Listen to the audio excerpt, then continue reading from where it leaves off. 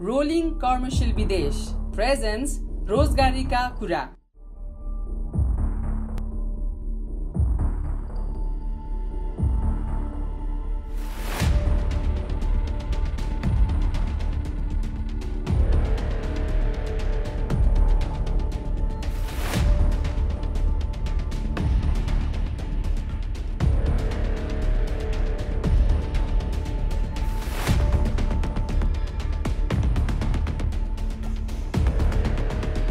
नमस्कार, कार्यक्रम रोजगारीका कुरामा यहाँलाई स्वागत छ। म सरोज दाहाल। आदरणीय दर्शक महानुभावहरू, कार्यक्रम रोजगारीका कुरा तपाईले यो टेलिभिजन मार्फत प्रत्येक सोमबार बिहान 7:30 बजे र प्रत्येक शुक्रबार बिहान 7:30 बजे हेर्दै आइराख्नु भएको छ। तपाईहरुलाई थाहा नै छ, कार्यक्रम रोजगारीका कुरा विशेष गरी वैदेशिक रोजगारमा गएका युवाहरूको लागि लक्षित गरी तयार पारेको कार्यक्रम हो। र तपाईहरुलाई यो पनि जानकारी छ कि हामी कहिले सफलताको कथा देखाउँछौँ त कहिले सङ्घर्षको, कहिले नियामक निकायका जिम्मेवार प्रतिनिधिलाई बोलाई श्रमिकको पक्षमा रहेर सवाल जवाफ गर्छौँ। तपाईले थाहा पाइसक्नुभयो, हामी स्टुडियोभन्दा बाहिर रहेका छौँ। आज हामीसँग एकजना यस्तो व्यक्तित्व हुनुहुन्छ जो समग्र देशको लागि चाहिँ विशेष गरी युवाहरूका लागि काम र उहाँहरूको लागि भिजन बनाउने ठाउँमा हुनुहुन्छ। उहाँले एउटा त्यस्तो खाका बनाउनुहुन्छ जसले गर्दाखेरि चाहिँ युवाहरूको भविष्यको बाटो कोर्नको लागि सहज होस् भन्ने हेतुले त्यो पोस्टमा हुनुहुन्छ। सुरेन्द्र बस्नेत राष्ट्रिय युवा परिषदको कार्यकारी उपाध्यक्ष हुनुहुन्छ। उहाँ यो पोस्टमा आइपुग्नु भएको झन्डै 6-7 महिना भएको छ। उहाँले कसरी काम गरिराख्नु भएको छ, युवाहरूको खास समस्या के छ र हाम्रो कार्यक्रमको मूल ध्यान वैदेशिक रोजगार भइसके पछाडि वैदेशिक रोजगारबाट फर्किरहेका युवाहरूका लागि युवा परिषद के गर्दैछ, वैदेशिक रोजगारमा जानको अगाडि युवाहरूको लागि उसले कस्ता कार्यक्रमहरू बनाइरहेको छ, यी र यस्ता विषयमा हामी कुराकानी गर्नेछौँ। आउनुहोस् आजका मेरा अतिथि सुरेन्द्र सरलाई स्वागत गरौँ। सर, स्वागत छ। हजुर, धन्यवाद। सर, राष्ट्रिय युवा परिषद तपाईँ भर्खरै आउनु भएको छ, 6 महिना कटाउनु भयो। के हो सर राष्ट्रिय युवा परिषद? यहाँबाट सुरु गर्न चाहे। यो एकदम राम्रो प्रश्न हो। राष्ट्रिय युवा परिषदको विषयमा हाम्रो यो कार्यक्रम हेरिरहनुभएका चाहिँ आम श्रोताहरूलाई, दर्शकहरूलाई पनि जान्नु आवश्यक छ भन्ने अर्थमा चाहिँ यहाँले सोधेको प्रश्नमाबाटै हामी कुराकानी सुरु गर्दैछौँ। नेपाल सरकारको चाहिँ युवाको क्षेत्रमा काम गर्ने एउटा अभिभावकीय संस्थाको रूपमा राष्ट्रिय युवा परिषद 2072 सालमा स्थापना भयो। राष्ट्रिय युवा परिषद ऐन 2072 को मार्गदर्शनमा यो अगाडि बढ्ने गर्दछ। राष्ट्रिय युवा नीति 2072 यसको एउटा मार्गदर्शक चाहिँ एउटा पोलिसी गाइडिङ प्रिन्सिपल हो र यसले खास गरिकन युवाहरूको जागरणको निम्ति, सशक्तिकरणको निम्ति, क्षमता विकासको निम्ति, नेतृत्व विकासको निमित्त यसले काम गर्दै आएको छ। नेपालको सन्दर्भमा चाहिँ 68 सालको जनगणना अनुसार 16 देखि 40 वर्ष उमेर समूहका मानिसहरूको जनसङ्ख्या चाहिँ 40.35% रहेको छ। राष्ट्रिय युवा नीति 2072 ले नेपालको सन्दर्भमा 16 देखि 40 वर्ष उमेर पुगेका जनसङ्ख्यालाई युवाको रूपमा परिभाषित गरेको छ र ती युवाहरूको पक्षमा काम गर्न भनेर 72 सालमा स्थापना भएको चाहिँ एउटा युवा तथा खेलकुद मन्त्रालयलाई लाइन मिनिस्ट्री मानेर काम गर्ने संस्थाको रूपमा यो रहेको छ। यो नीति बनाउने संस्था हो कि कामै गर्ने संस्था हो? यो दुईटै कुरा मैले क्लियर गर्न चाहे। नीति बनाउने हो कि यसले रोजगारी पनि दिन्छ अथवा रोजगारी क्रिएट गर्न माहौल बनाउँछ? के गर्छ यसले? यी सबै कुराहरू लगभग चाहिँ सँग समन्वयात्मक हिसाबले गर्छ। राष्ट्रिय युवा परिषदले एउटा नीति बनाउने काम पनि गर्दछ। केमा भन्दा युवाको सन्दर्भमा नेपालमा केही वर्ष अगाडिसम्म युवाहरूलाई अलगै विधाको रूपमा, अलगै एजेन्डाको रूपमा, अलगै मुद्दाको रूपमा मान्यता पनि थिएन। एउटा शिक्षा मन्त्रालयको एउटा सानो महाशाखाको रूपमा चाहिँ मात्रैबाट चाहिँ युवा अभियान सुरुवाती चरणमा सुरु भएको थियो।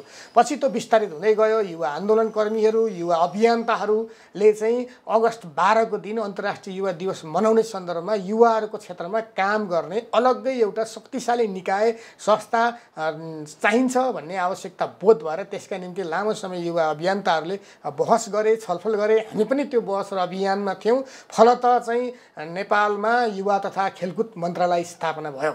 र युवा तथा खेलकुद मन्त्रालय स्थापना पश्चात राष्ट्रिय युवा नीति बन्यो र तदनुरूप अन्तिममा चाहिँ त्यसैसँग समन्वय गरेर काम गर्ने गरी राष्ट्रिय युवा परिषद बन्यो। राष्ट्रिय युवा परिषदले युवाहरूको सन्दर्भमा चाहिँ आवश्यक पर्ने चाहिँ नीति निर्माण गर्ने र अन्तर्गत त्यसलाई मन्त्रालय मार्फत मन्त्रीज्यू मार्फत क्याबिनेटमा पेश गर्ने र क्याबिनेटले जब त्यसलाई पारित गर्छ स्वीकृत गर्छ त्यस पछाडि त्यो केवल राष्ट्रिय युवा परिषदको मात्रै नभएर नेपाल सरकारकै युवा नीतिको रूपमा त्यो चाहिँ स्थापित हुने अर्थमा युवाहरूका नयाँ आवश्यकता नयाँ चाहना नयाँ भावना अनुसार नीति निर्माण गर्ने त्यो नीति निर्माणलाई चाहिँ अनि इम्प्लिमेन्टेसनको क्षेत्रमा पनि दबाव गर्ने खबरदारी गर्ने जागरण पैदा गर्ने सँगसँगै युवाहरूलाई चाहिँ उद्यमशील बनाउनका निमित्त स्वरोजगार बनाउनका निमित्त आत्मनिर्भर बनाउनका निमित्त पनि चाहिँ यसले काम गर्दछ। यसो गर्दाखेरि एकातिर युवाहरूको सिप विकासको निम्ति क्षमता विकासको निम्ति उद्यमशीलता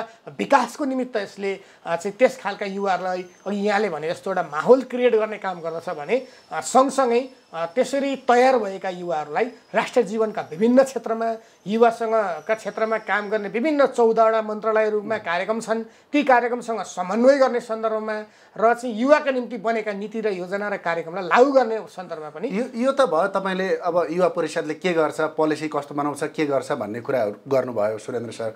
अब हुन त यो प्रश्न अलि हतारो पनि हुन्छ होला, भर्खरै 6 साढे 6 महिना 7 महिनाको पिरियडमा हुनुहुन्छ। तपाईँ आए पछाडि चाहिँ के कामको सुरुवात भएका छन् अथवा के हुने क्रममा छन् केही बताउन चाहनुहुन्छ? होइन, निश्चित रूपमा यहाँले भन्नुभयो जस्तो म युवा परिषदको कार्यकारी उपाध्यक्षको रूपमा आएको धेरै त भएको छैन, तथापि आधा वर्ष करिब बितिसक्यो। यस बिचमा आएर मेरो अगुवाई र नेतृत्वमा गरेका केही झलकहरूको कुराकानी गर्दाखेरि हामीले एउटा क्षेत्रलाई पहिचान गऱ्यौँ र चाहिँ खास गरिकन निर्वाचनको माहौल थियो चाहिँ म्यादी प्रहरी। हामीले यसो हेऱ्यौँ म्यादी प्रहरी वास्तवमा बेरोजगारहरूको एउटा अत्यन्त यति प्योर बेरोजगार पङ्क्ति रहेछ कि युवाहरूको त्यो होइन। हामीले सञ्चार माध्यममा विभिन्न हेऱ्यौँ मास्टर्स डिग्री गर्नेदेखि लिएर चाहिँ धेरै खालका युवा बेरोजगार युवाहरू त्यहाँ हुनुहुन्थ्यो। उहाँहरूको रोजगारी त जम्मा 40 दिन मात्रै थियो, भोलिपल्टैबाट उहाँहरू बेरोजगार बन्ने स्थिति थियो। यसो गर्दाखेरि हामीले चाहिँ यही हामी आइकन नै चाहिँ गृह मन्त्रालयका विभिन्न अङ्गहरूसँग समन्वय गरेर सम्पर्क गरेर झन्डै 2200 आसपासको म्यादी प्रहरीलाई हामीले उद्यमशीलताको तालिम दिएर चाहिँ स्वदेशभित्रै केही गर्न सकिन्छ है भन्ने सन्देश हामीले सम्प्रेषण गर्ने एउटा कुरा। दोस्रो कुरा, यो कुरालाई हामीले उठाउँदै लगेर हामीले अर्थ मन्त्रालयसँग म्यादी प्रहरीको क्षेत्रमा केही न केही गर्नुपर्छ भनेर युवा परिषदकै तर्फबाट हामीले पहल कदमी ल्याउँ र अर्थ मन्त्रालयको बजेट भाषणमा पनि नेपालको इतिहासमै पहिलो पटक म्यादी प्रहरीहरूलाई चाहिँ स्वरोजगार र उद्यमशील बनाउनका निमित्त कार्यक्रमको चाहिँ गर्ने एक। दोस्रो कुरा, उनीहरूलाई कुनै न कुनै रूपले चाहिँ सुरक्षासँग सम्बन्धित विषयमा सदुपयोग पनि गर्न सकिन्छ, त्यसरी पनि स्वरोजगार बनाउन सकिन्छ भन्ने विषयमा हामीले चाहिँ अर्थ मन्त्रालयको बजेट भाषणमै सम्म त्यो विषयलाई चाहिँ राज्यले रेकग्नाइज गर्ने तहमा पुर्यायौँ र त्यसको निकै राम्रो फिडब्याक पनि भयो। एउटा हामीले त्यो काम गऱ्यौँ। अर्को कुरा, हामीले अब केही दिनभित्रमै चाहिँ हामी युवाहरूको नेतृत्व र क्षमता विकासको पनि हामीले कुराकानी गर्दछौँ। यसो गर्दा स्थानीय तहमा नमुना चाहिँ कार्यपालिका बैठकको अभ्यास चलाएर प्रदेश तहमा प्रदेश सभाको नमुना चाहिँ युवा संसद अभ्यास कार्यक्रम चलाएर हामीले सङ्घमा चाहिँ यो सङ्घीय प्रतिनिधि सभाको चाहिँ नमुना संसद अभ्यास पनि हामीले सञ्चालन गर्दैछौँ। अर्को कुरा त्यो हो। त्यस लगायत हामीले विभिन्न क्षेत्रमा स्वयंसेवकहरू विकास गरेर सम्बन्धित क्षेत्रमा त्यसलाई परिचालन गर्ने काम पनि हामी आइकन गऱ्यौँ। स्वास्थ्य क्षेत्रका मानिसहरूलाई हामीले चाहिँ स्वास्थ्य सम्बन्धी आधारभूत तालिमहरू दिएर टोखा नगरपालिकाका चाहिँ 25वटा विद्यालयहरूमा चाहिँ आधारभूत स्वास्थ्य शिक्षा चाहिँ फर्स्ट एडको तालिम दिनेका निम्ति हामीले स्वयंसेवक तयार गऱ्यौँ। हामीले चाहिँ सिकायौँ, उहाँहरूलाई प्रशिक्षित गऱ्यौँ।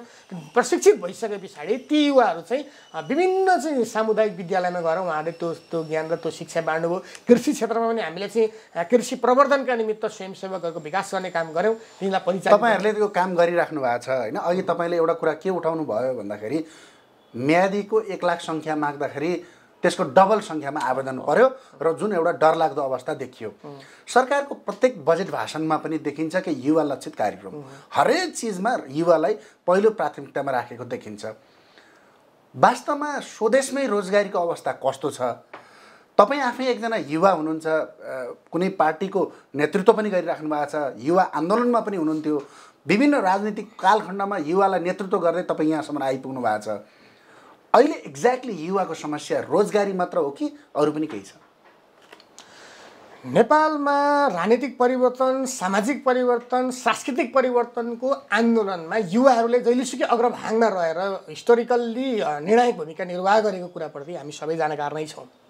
तर जसै सत्ताको परिवर्तन हुन्छ, व्यवस्थाको परिवर्तन हुन्छ, त्यस पछाडि युवाहरूको भूमिकालाई कोप भाजन पार्ने गरिएको छ। त्यसैले हामीले भन्ने गऱ्यौँ युवाहरू भविष्यका कर्णधार मात्रै होइनन्, वर्तमानका जबरजस्त अंशियार पनि हुन् भनेर। युवाका समस्या अनेक छन् र हामी त राष्ट्रिय युवा परिषदको तर्फबाट हामी भन्न चाहन्छौँ देशमा जब युवाको जनसङ्ख्या 40% छ भने हरेक क्षेत्रमा त्यही सङ्ख्यामा युवाहरूको समानुपातिक प्रतिनिधित्व गरिनुपर्दछ। म यहाँलाई जानकारी गराउन चाहन्छु, केही समय अगाडि स्थानीय निर्वाचनको पूर्व सन्ध्यामा राष्ट्रिय युवा परिषदले आफ्नो बैठकै बसेर अब स्थानीय तहमा 40% युवाहरूलाई उम्मेदवार बनाउनु पर्दछ भनेर हामीले नेपालका सबै शीर्ष राजनीतिक दलहरूलाई पत्रचार गऱ्यौँ, भेटेर लबिङ गऱ्यौँ, हामीले विज्ञप्ति निकाल्यौँ, प्रेस मिट गऱ्यौँ र एक खालको क्याम्पेन हामीले गऱ्यौँ। खुसीको कुरा चाहिँ 40% भन्दा बढी युवाहरूले चाहिँ त्यो उम्मेदवारी पाउने परिस्थिति बन्यो। हामीले मात्रै गरेर भयो त हामी भन्दैनौँ, तर त्यसको एउटा पाठको रूपमा हामी पनि थियौँ र युवाहरूको सचेत खबरदारी र जागरण थियो, त्यो स्थिति बनौ। अझ त्योभन्दा पनि खुसीको कुरा चाहिँ उम्मेदवार त बने, कतिले जित्लान् भन्ने थियो। स्थानीय तहमा जित्ने उम्मेदवारको सङ्ख्या पनि 40 भन्दा माथि नै पुग्यो। यो पक्कै पनि सुन्दर कुरा हो, राम्रो कुरा हो। यसले युवाहरूको पक्षमा केही न केही स्थानीय तहहरू फर्किने छन्। युवाहरूको रोजगारीको निम्ति, जागरणको निम्ति, अभिमुखीकरणको निम्ति ती स्थानीय तहहरू जहाँ युवाहरूले जितेका छन् एक कदम अगाडि बढेर अवश्य पनि उनीहरूले भूमिका खेल्ने छन् भन्ने कुरा हामीलाई लागेकै कुरा हो। नम्बर 1 कुरा। नम्बर 2 कुरा, अब हाम्रो देश बजेटमा मैले कोड गर्न खोजेको सुरेन्द्र सर कि सरकारले सबै ल्याइरहेको छ, युवा लक्षित कार्यक्रमहरू ल्याइरहेको छ। कहिले प्रधानमन्त्री स्वरोजगार कार्यक्रम छ, कहिले चाहिँ विभिन्न युवाका लागि भनेर कार्यक्रमहरू आइरहेका छन्, कहिले सर्टिफिकेट राखेर लोन पाउने कुरा छ, कहिले सफ्ट लोनका कुराहरू छन्, तर नतिजामुखी देखिया छैन। तपाईँले पनि सुन्नुभयो होला।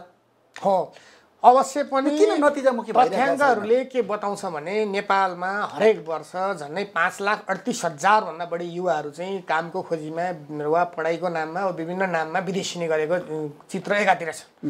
अर्कातिर हरेक वर्ष नेपालको श्रम बजारमा 4.5 लाख भन्दा बढी युवाहरू चाहिँ श्रम बजारमा प्रवेश गर्दछन्। आजसम्मको परिस्थिति हेऱ्यो भने राज्यको तर्फबाट वा सरकारको तर्फबाट रोजगारी त्यसमध्येको 10%लाई पनि चाहिँ फर्मल रोजगारी उपलब्ध गराउने स्थिति छैन। यसो गर्दा 90% ती युवाहरू त बेरोजगार भन्न बाध्य छन्। त्यसैले ती युवाका सामुन्ने या त विदेशी नहुनेहरू बाध्य छन् वा स्वदेशभित्रै एउटा बेरोजगारीको अन्धकारको भुमरीमा रुमलिन बाध्य छन्। यसैले राज्यले कुरा गरौँ, हामी सरकारको कुरा गरौँ, अथवा एउटा युवाको क्षेत्रमा काम गर्ने संस्था हुनुको नाताले राष्ट्रिय युवा परिषदकै हामीले कुरा गरौँ, ती 90% युवाहरूको विषयमा हामीले चिन्तन मनन गर्नु जरुरी छ। र हामीले केवल आदर्शवादी आह्वान गरेर देशभक्तिको चाहिँ भावोत्तेजनात्मक कुरा गरेर मात्रै त्यो युवाहरूलाई विदेश जानबाट रोक्न सक्दैनौँ। यस कारणले गर्दाखेरि यहाँले भन्नुभयो चाहिँ विभिन्न कार्यक्रमहरू पनि नभएका होइन, तर तिनले अपेक्षाकृत परिणाम दिन सकिरहेका छन्। युवाका नाममा हुने बजेट छरिएको छ विभिन्न ठाउँमा त्यो, र त्यसले अपेक्षाकृत उत्साहवर्धक परिणाम दिन सकेको छैन। हामीले यो पनि लबिङ गरिरहेका छौँ कि विभिन्न चाहिँ राज्यका जिम्मेवार निकायहरूसँग छरिएर रहेका युवाहरूका कार्यक्रमलाई, छरिएर रहेका युवाहरूका बजेटलाई, छरिएर रहेका तालिमजन्य कुराहरूलाई चाहिँ एकीकृत गरौँ। जस्तो यहाँले भन्नुभयो लोनको कुरा, सफ्ट लोनको कुरा छ, सहुलियतपूर्ण कर्जा सहजीकरणको चाहिँ कार्यविधि 2075 चाहिँ अर्थ मन्त्रालयले जारी गरेको छ। त युवा परिषदकै इनिसिएसनमा भएको हो। बिना धितो र बिना ब्याज चाहिँ लोन प्रदान गरिनु पर्दछ, र त्यो व्यावसायिक परियोजनामै धितो हो। र त्यसरी भन्दा अघि विदेशबाट फर्किएर आएका युवाहरूको सबैभन्दा ठुलो समस्या चाहिँ एकातिर विदेशी नै युवाहरूको समस्या छ, उहाँहरूलाई हामीले स्वदेशभित्र रोक्न सक्ने पर्ने। म विदेशीका र फर्किएका युवाहरूको विषयमा आउँछु सर। सरकारले ल्याएको त्यो नीति कार्यक्रम किन लागू भइरहेको छैन? तपाईँहरूले राष्ट्रिय युवा परिषदले त्यो अनुगमन अथवा त्यो सूचना, त्यो डेटा अथवा त्यो तथ्याङ्क लाइन मिनिस्ट्रीलाई बताउनु भएको छैन, अथवा तपाईँहरूले त्यो जानकारी गराउनुहुन्न?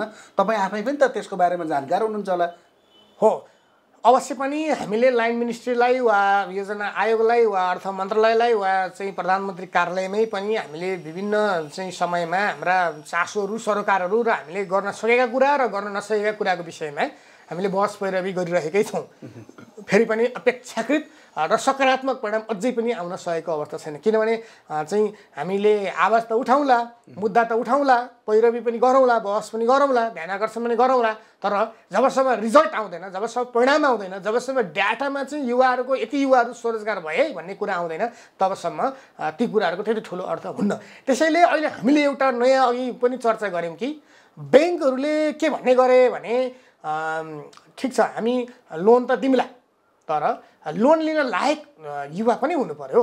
उसलाई चाहिँ कुनै व्यावसायिक परियोजना नै छैन, ल धितो चाहिएन, व्यावसायिक परियोजना नै धितो भयो, तर आधारभूत रूपले वित्तीय हिसाबले ऊ साक्षर त हुनु पर्यो। त्यो लोन लगेर खाने होइन, त्यो लोन लगेर चाहिँ यसरी एउटा उद्यमशीलतामा चाहिँ यस्तो खालको साँचोमा, यस्तो खालको डालोमा त्यो हाल्ने हो जसले गर्दा त्यसबाट उसले आर्जन पनि गरोस् भन्ने भइसके पछाडि अलिकति आधारभूत हिसाबले त्यसको सदुपयोग गर्ने युवाहरू चाहियो भन्ने कुरा व्यापक रूपमा उठिसके पछाडि राष्ट्रिय युवा परिषदले सहुलियतपूर्ण कर्जा सहजीकरणका लागि उद्यमशीलता र वित्तीय साक्षरता तालिमको कार्यक्रम हामीले देशका विभिन्न भागमा हामीले लगातार रूपमा सञ्चालन गरिरहेका छौँ र त्यो हामीले गर्ने कार्यक्रम मध्येको एउटा असाध्यै ठुलो र महत्त्वपूर्ण कार्यक्रम पनि हो। केही समय अगाडि मात्रै हामी डोल्पाको जगदुल्ला पालिका, हामी यो चाहिँ स्थानीय गाउँ वा नगरपालिका र ब्याङ्क तीनटा पक्ष मिलेर हामीले चाहिँ तत्त पालिका वा तहका चाहिँ छानिएका विभिन्न वडाबाट छानिएका युवाहरूलाई केही समयमा सङ्घर्षमा नि गऱ्यौँ, गोर्खामा नि गऱ्यौँ। तपाईँहरूले पर्सनल रूपमा इनिसिएसन लिएर गर्नुभयो, यो त समग्र राष्ट्रको विषय भयो। अघि तपाईँले जुन कुरा उठाइराख्नु भएको थियो, चाहेर पनि नचाहेर पनि वैदेशिक रोजगारी एउटा मजबुरी र बाध्यता भइसकेको छ। केही वर्ष अझै वैदेशिक रोजगारीमा जानुपर्ने खालको एउटा डेटा देखिराखेको छ। जो मान्छे विदेशमा काम गरेर थोरै पुँजी, थोरै आइडिया, सरकारले ल्याएका प्लान, भिजन र तपाईँहरू जस्तो एक्सपर्टहरूले दिनुभएको राय सल्लाह सुझाव सुनेर देशमै म अब परिवारसँगै बस्छु, यहीँ केही गर्छु भनेर आउने युवाहरू पनि यहाँ 6-8 महिना बसिसकेपछि परदेशै जानुपर्ने बाध्यता छ। हामीले रिपोर्टिङ क्रममा किन फेरि विदेशमा तपाईँ भन्ने प्रश्न गऱ्यो भने सरकारले भने जस्तो त्यो ब्याङ्कबाट लोन पनि हामीलाई सहज छैन, व्यवसाय गर्नलाई पनि राम्रो वातावरण छैन, स्थानीय तहले पनि जुन हिसाबले हामीलाई चाहिँ हेर्नुपर्ने थियो त्यो पनि हेर्दैन। यहाँका नीति नियमदेखि लिएर हरेक कुरामा चाहिँ हामी विदेश बस्दाखेरि यहाँ आएर समायोजन हुनै हामीलाई गाह्रो पर्ने भयो भन्ने खालको आवाज सुनिन्छ। यसमा तपाईँको केही टिप्पणी छ? अवश्य पनि नेपालमा चाहिँ झन्डै औपचारिक वा अनौपचारिक क्षेत्र गरेर 50 देखि 60 लाखसम्मका युवाहरू चाहिँ संसारका विभिन्न देशमा छरिएर रहेको कुरा हामी थाहा पाउँछौँ। हामी चाहन्छौँ युवाहरू यसरी घुम्न जानुहोस्, केही सिक्न जानुहोस्, तर सधैँभरि उतै बस्ने स्थिति नआए हुन्थ्यो। देशभित्रै उहाँहरूले रोजगारीको र आफ्नो परिवार चाहिँ पालन पोषण गर्न सक्ने स्थिति भएको भए हुन्थ्यो भन्ने हामीलाई लाग्ने हो। त्यसकारण एउटा प्रयत्न त त्यो छँदैछ। अब अर्को भनेको राष्ट्रिय युवा परिषदले नै इनिसिएसन गरेर हामीले विदेशबाट फर्किने युवाहरूलाई सङ्गठित गरेर उनीहरूले भएका समस्याहरूलाई संस्थागत गर्दै राज्यका नीति निर्माणकारी अङ्गहरूमा त्यसलाई चाहिँ आवश्यक दबाब जागरण खबरदारी गर्दै हामीले चाहिँ राष्ट्रिय युवा परिषद अन्तर्गत रहने गरी नै चाहिँ रिटर्निङ माइग्रेन्ट युवा सञ्जाल भनेर हामीले गठन गरेका छौँ। त्यसमा सबै विदेशबाट फर्केर आउनुभएका साथीहरूको चाहिँ संरचना छ। 7वटा प्रदेशका साथीहरूको चाहिँ टिम त्यहाँनिर छ। उहाँहरूले विदेश अब यो पनि युवा परिषदकै इनिसिएसनबाट लबिङबाट चाहिँ राज्यका निकायहरूले बजेटले योजना आयोगले विदेशबाट फर्किएर आएकाहरूलाई अलग्गै सम्बोधन गर्न पनि थालेको छ। र त्यो अघि भनिएको सहुलियतपूर्ण कार्यविधिमा पनि विदेशबाट फर्किएर आउनुभएकाहरूलाई 10 लाखदेखि लिएर 15 लाखसम्म बिना धितो चाहिँ लोन धितोसहित सहुलियतपूर्ण ब्याज दरमा त्योभन्दा धेरै करोडको हाराहारीमा पनि आउँछ। तर बिना धितो पनि उहाँहरूलाई चाहिँ हामी के गर्न खोजिरहेका छौँ परिषदको तर्फ समन्वय भनेदेखि इन्डिभिजुअल रूपमा एक्लै आउने आएर केही गर्न सकिँदैन। त्यसलाई संस्थागत गर्न सक्यो र राज्यका विभिन्न निकायहरूसँग जोड्न सक्यो भने विदेशमा सिकेको प्रविधि, विदेशमा सिकेको ज्ञान, विदेशमा हासिल गरेको अनुभवलाई एक ठाउँ संकेन्द्रित गरेर उस्तै खालका युवाहरूको टिम बनाइदिएर र त्यसरी टिमबद्ध भएका युवाहरूलाई चाहिँ विभिन्न सरकारवाला मन्त्रालयहरूमा, चाहे त्यो कहिलेकाहीँ उद्योग मन्त्रालय हुनसक्छ, त्यो कृषि मन्त्रालय हुनसक्छ, जस्तो चाहिँ दक्षिण कोरियामा कार्य गरेर अनिवार्य रूपमा फर्केर आउनेहरूको चाहिँ त्यहाँ टाइमभन्दा बढी बस्न पाउनुहुन्न। उहाँहरू कृषिको क्षेत्रमा र उद्योगको क्षेत्रमा असाध्यै चाहिँ बोनाफाइड जनशक्तिको रूपमा उहाँहरू रहनुभएको छ। हाम्रो राष्ट्रिय युवा परिषदको बोर्डमा चाहिँ तपाईँको श्रम तथा रोजगार मन्त्रालयको सचिवज्यू, योजना आयोगको सचिवज्यू, कृषि मन्त्रालयको सचिवज्यू, शिक्षा मन्त्रालयको सचिवज्यू, पर्यटन मन्त्रालयको सचिवज्यू पनि हाम्रो राष्ट्रिय युवा परिषदको बोर्डको चाहिँ सदस्यको रूपमा उहाँहरू हुनुहुन्छ। यसको अर्थ नै यो हो कि हामी ती तत्त मन्त्रालयहरूसँग र त्यहाँको युवा लक्षित कार्यक्रमसँग एकाकार भएर जान सकियो भने एकीकृत रूपमा युवाको पक्षमा ठोस र परिणाममुखी काम गर्न सकौँ भन्ने उद्देश्यले नै हामीले त्यो संरचना निर्माण गरेका हौँ र त्यसरी आउने युवाहरूलाई कृषिको क्षेत्रमा, पर्यटनको क्षेत्रमा, उद्यमको क्षेत्रमा, स्वरोजगारको क्षेत्रमा, अरू विभिन्न क्षेत्रमा परिचालित ठिक ढङ्गले, संस्थागत ढङ्गले अलि ठुलो पैमानामा चाहिँ हामीले गर्नका निम्ति हामी निरन्तर प्रयत्नशील छौँ। त्यो भएर नै हामीले युवा परिषद अन्तर्गत सबैभन्दा महत्त्वपूर्ण सञ्जालको रूपमा यो रिटर्निङ माइग्रेन्टको सञ्जाल हामीले निर्माण गरेका छौँ। त्यस मार्फत उहाँहरूलाई लिएर अहिले हामीले 2 नम्बर प्रदेश, अहिले मधेस प्रदेश भइसकेको छ, मधेस प्रदेश र लुम्बिनी प्रदेश, त्यहाँनिर हामीले केही समय अगाडि चाहिँ 2000 चाहिँ विदेशबाट फर्केर आउनुभएका युवाहरूको हामीले उहाँहरूको सम्पूर्ण 3 पुस्ते सहितको हामीले तथ्याङ्क सङ्कलन गरिसकेका छौँ। एउटा चाहिँ आइडेन्टिफिकेसनको चरण थियो एउटा। अब चाहिँ हामीले दोस्रो राउन्डमा पुग्दाखेरि चाहिँ हामी त्यही तपाईँको चाहिँ संयुक्त राष्ट्रसङ्घको एउटा निकायसँग मिलेर ती युवाहरूलाई चाहिँ हामी स्वरोजगार बनाउनका निमित्त आवश्यक सिप थप सिकाउँदै उहाँहरूलाई अलिकति सक्षम बनाएर चाहिँ उद्यमशीलतामा स्वरोजगारमा लानका निम्ति हामीले गरेका छौँ। त्यसै हामीले सुरेन्द्र सर, तपाईँले अहिले जसरी यो बेली विस्तार लगाइराख्नु भएको छ नि, के आवाज सुनिन्छ भन्दाखेरि विदेश पठाउन राज्य उद्धत छ, किनभने बोर्ड गठन छ, विभाग गठन छ, फर्केर आए पछाडि देशमा केही गर्छु भन्नेलाई चाहिँ एउटा कार्यालय पनि छैन होइन। त्यसलाई समायोजन गर्नको लागि समाजमा 5औं 10औं वर्ष 15 वर्ष 20 वर्ष विदेशमा बसेर आउँछ, ऊ देशमै केही गर्न खोज्दैछ, पठाउनलाई कार्यालयहरू भए देशमै केही गर्छु भन्नेलाई त काहीँ पनि कहाँ गएर ढोका ढकढक गर्ने त भन्दाखेरि काहीँ पनि छैन। तपाईँलाई यो लाग्छ कि तपाईँ यो सही कुरा नै हो। पठाउनका निम्ति चाहिँ जसरी सहजीकरण छ, फर्केर आएपछि वैदेशिक रोजगार विभाग छ, वैदेशिक रोजगार बोर्ड छ होइन, विभिन्न निकायहरू छन्। मलाई त कहिलेकाहीँ यहाँनिर पनि गम्भीरतापूर्वक समीक्षा गर्नुपर्छ जस्तो लाग्छ। कहिलेकाहीँ हाम्रो शिक्षा नीतिमा र हामीले उत्पादन गर्ने जनशक्तिमा हाम्रो ओरिएन्टेसन कतापट्टि छ यो पनि समीक्षा गर्नुपर्छ जस्तो मलाई लाग्दछ। किनकि हामीले हाम्रो शिक्षाले चाहिँ विभिन्न कहिलेकाहीँ हामी देशी विदेशी चाहिँ विभिन्न सङ्घ संस्थाहरूका इन्ट्रेस्टहरूका कुराकानीमा छलफल हुने गर्दछ के साँच्चै हामीले नेपाललाई चाहिने जनशक्ति मात्रै उत्पादन गरिरहेका छौँ कि हामीले विदेशलाई चाहिने जनशक्तितर्फ बढी ध्यान दिइरहेका छौँ। हाम्रो देशको आवश्यकता के हो, हाम्रो देशको सङ्घीय विशेषता अनुरूपको नयाँ आवश्यकता के हो, कर्णालीको आवश्यकता के हो, जुम्लाको चाहिँ आवश्यकता के हो, अथवा पूर्वमा पर्यटकीय क्षेत्रमा चाहिँ लगायतका ठाउँहरूको आवश्यकता के हो, मधेस प्रदेशको आवश्यकता के हो, हाम्रो देशको शिक्षामा, स्वास्थ्यमा, चाहिँ इन्जिनियरिङको क्षेत्रमा, नर्सिङको क्षेत्रमा, अरू विभिन्न क्षेत्रमा चाहिने जनशक्ति कस्तो हो, निर्माणको क्षेत्रमा चाहिने जनशक्ति कस्तो हो, हाम्रो देशलाई चाहिने जनशक्तिको तथ्याङ्कको ठिक ढङ्गले अनुसन्धान गरेर रिसर्च गरेर त्यो कुरा पहिचान गरेर अनि तद अनुरूपकै जनशक्ति निर्माण गर्ने ठाउँमा हाम्रो स्कुलदेखि कलेज विश्वविद्यालयदेखि नै हाम्रो अलिकति त्रुटिपूर्ण छ। त्यहाँनिरबाट हामीले करेक्सन सुरु गर्नुपर्छ।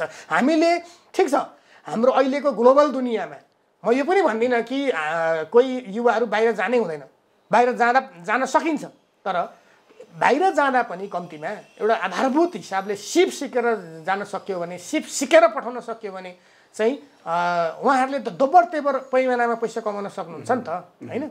एक दोस्रो कुरा उहाँहरूले अमूल्य एउटा चाहिँ यहाँ कुनै विश्वविद्यालय बाहिर गएर हन्डर खाएर ठक्कर खाएर नयाँ प्रविधिमा नयाँ मान्छेहरूको बिचमा नयाँ चेतनाका साथ काम गरेर सहकार्य गरेर जे हासिल गरेर आउनुहुन्छ नि त्यो त कक्षा 1 देखि 10 सम्म निःशुल्क शिक्षामा जो सामुदायिक विद्यालयको लगानी छ अथवा राज्यको लगानी जति एउटा डिग्री होल्डर विद्यार्थीलाई जति पर्छ नि 5-7 वर्ष विदेश गएर आएको काम गरेर रोजगार गरेको मान्छेलाई त्योभन्दा कम अनुभव हुँदैन, त्योभन्दा बढी अनुभव हुन्छ। तर त्यो अनुभवलाई राज्यले खालि उहाँहरूले पठाउने रेमिटेन्स मात्रमा चाहिँ दङ्ग पर्ने, तर उहाँहरूलाई कुनै सेवा सुविधा र अवसर नदिने अवस्थाले गर्दाखेरि एक खालको निराशा त्यो पङ्क्तिमा छ। र त्यो कुरा अन्त्य होस् भन्नका निम्ति हाम्रा पनि स्रोत र साधनका सीमाहरू छन्, लिमिटेसनहरू छन्। हामी आफै यसलाई चाहिँ समृद्ध पार्नका निमित्त, स्रोत साधन सम्पन्न पार्नका निमित्त, किनभने युवाहरूको अपेक्षा त्यत्रो ठुलो सङ्ख्या छ, अथाह अपेक्षा छ र काहीँ न काहीँ मान्छेले लाइट बालेर खोज्यो भने हामी पनि कति त्यसका निम्ति उपयुक्त संस्था हौँ वा होइनौँ त्यो एउटा विषय होला।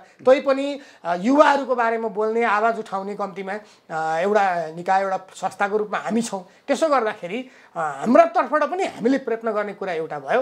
यहाँले भन्नुभयो जस्तो विदेशबाट फर्किएर आउनुभएका चाहिँ नागरिकहरूलाई त्यो एउटा नयाँ ढङ्गले सर्टिफिकेसन पनि गर्न जरुरी छ भन्ने मलाई लाग्छ। उहाँहरूले अब कार्यक्रमको अन्त्यमा छौँ, छोटो समय, मैले छोटोमा तपाईँको उत्तरको अपेक्षा गरेँ।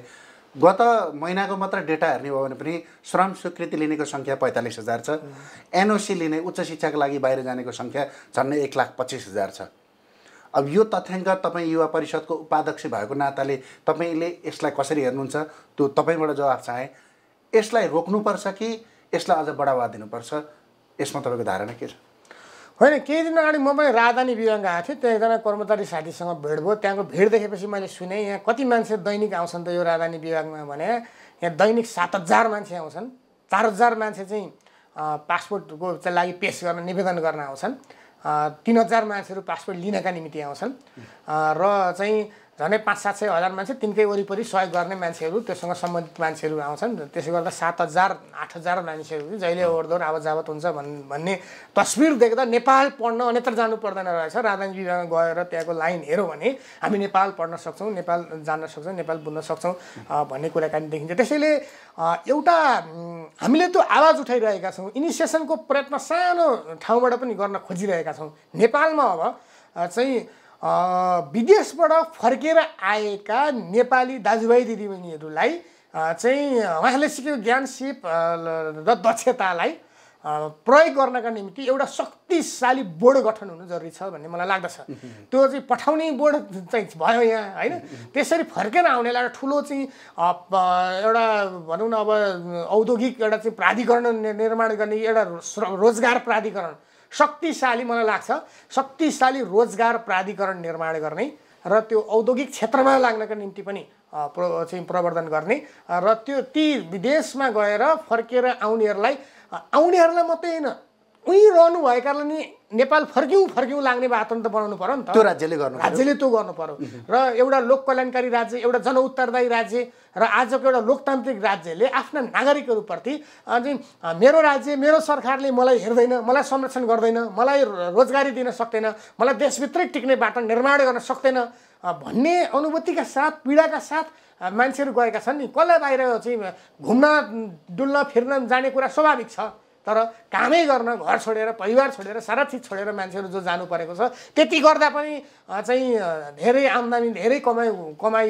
हुन सकेको अवस्था जो छैन, यो स्थितिको अन्त्य गर्नका निम्ति चाहिँ बाहिर जानेलाई पनि सिप सिकाएर पठाउने र चाहिँ फर्केर आएकालाई पनि होल्ड गर्ने। अब कार्यक्रमको अन्त्यमा छौँ सर, 30 सेकेन्डमा तपाईँको उत्तरको अपेक्षा गरेँ। राष्ट्रिय युवा परिषदको नेतृत्वमा तपाईँ हुनुहुन्छ, उपाध्यक्ष हुनुहुन्छ। तपाईँको कार्यकालमा तपाईँ यहाँबाट विदाई भएर जाँदै गर्दाखेरि युवाहरूले के पाउँछन् छोटोमा? होइन, मैले त भन्ने गरेको छु कि नेपालको सन्दर्भमा होइन, हामी उत्तरतिर चाइना छ, दक्षिणतिर भारत छ, झन्डै 1.5 अरब हाराहारीको जनसङ्ख्या छ।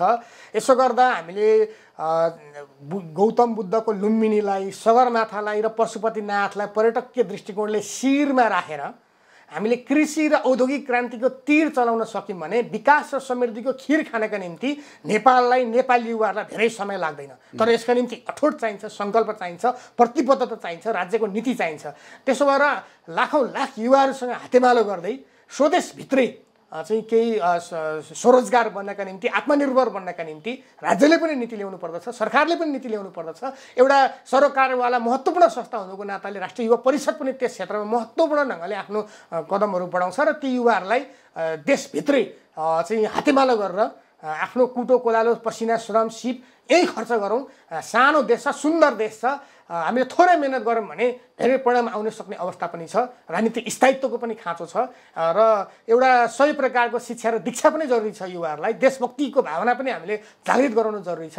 त्यसो हुन सक्यो भने युवाहरूले नेपालभित्रै आफ्नो भविष्य देख्ने वातावरण बनाउनका निम्ति हामी सबै सरकारहरू लाग्न सक्नु पर्दछ। यसो हुन सक्यो भने नै देशको भविष्य पनि सुन्दर हुन्छ, युवाहरू पनि आश्वस्त हुन्छन् र मुलुक ठिक ढङ्गले अगाडि बढ्न सक्छ। हस्, आफ्नो महत्त्वपूर्ण विचार, सूचना, जानकारी र केही तथ्याङ्कहरू राखेर तपाईँले आफ्नो जुन खालको हामीलाई समय दिनुभयो, समय र संवादका लागि तपाईँलाई धेरै धेरै धन्यवाद। हुन्छ, यहाँलाई राष्ट्रिय युवा परिषद र मेरा विषयहरू, विचारहरू राख्ने मौका प्रदान गर्नुभएकोमा यहाँको सिङ्गो टिमलाई म हार्दिक धन्यवाद र कृतज्ञता व्यक्त गर्न चाहन्छु।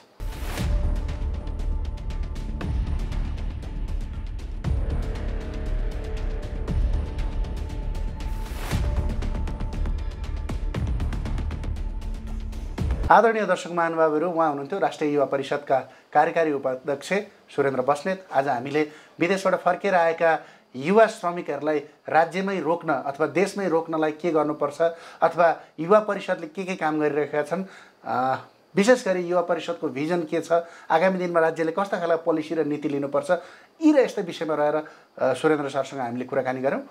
पछिल्ला एपिसोडहरूमा भिन्न अतिथि र भिन्न विषयका साथ आउने नै छौँ। आजको लागि भने बिदा दिनुहोस्। हस्त नमस्कार।